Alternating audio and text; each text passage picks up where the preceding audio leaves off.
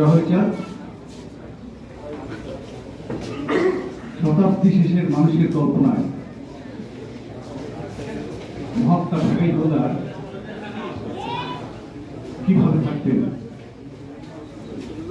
সে আয়োজন আজকে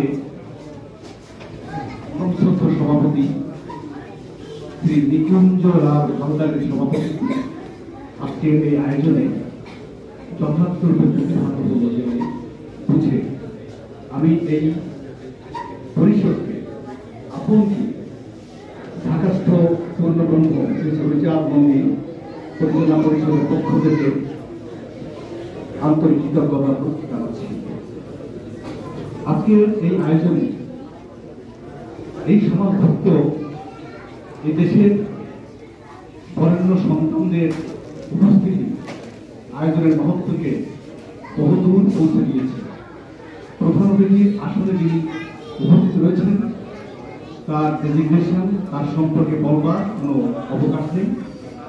সদ্য জেল অভিক মহোদয় উপস্থিত রয়েছেন আমাদের সমাজের বহু বরেণ্য ব্যক্তি ডক্টর সন্তোষ ধ্বনি সহ যারা সঙ্গত কারণে এখানে উপস্থিত নাই।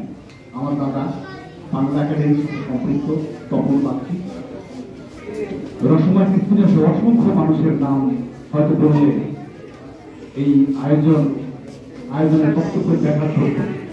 সঙ্গত কারণে আমি মনে করি আমার সমাজের যে সর্বোত্তম প্রতিনিধিত্ব এই রাজধানীতে সেটি আমরা আপনের মাধ্যমে জেনে যথার্থই খুশি হলাম। প্রিয় উপস্থিতি, ঢাকাই হাওলাদারের এক মহৎ কর্মযাত্রা যেটি দুটি মহৎ জীবনের সঙ্গে যথার্থরূপে আমাদের মধ্যে যে সেতু বন্ধন রচনা করেছে সেটি অশ্বিনী কুমার এবং মহাত্মা ঢাকাই হাওলাদার। একজন উচ্চ বংশীয় শিক্ষা দীক্ষা জ্ঞান বৈরাগ্যের অধীয়মান ধূমকেতু, অন্যদিকে কালের হারিয়ে যাওয়া একটি সম্প্রদায় যাদের কেউ ডাকে না, যাদের কথা কেউ ভাবে না, সেই গোষ্ঠী জাত এক নিরন্ন প্রাণ বড় মহাত্মা ঢাকাই হাওলাদার। কিভাবে এই সংযোগ সেতু রচনা হবে এটি ভাবতে গিয়ে বারবার বিস্মিত হয়েছে।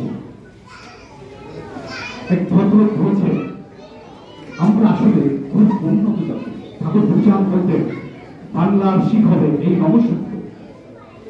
আমার মনে হয় এই জাতিসত্তার অন্দরে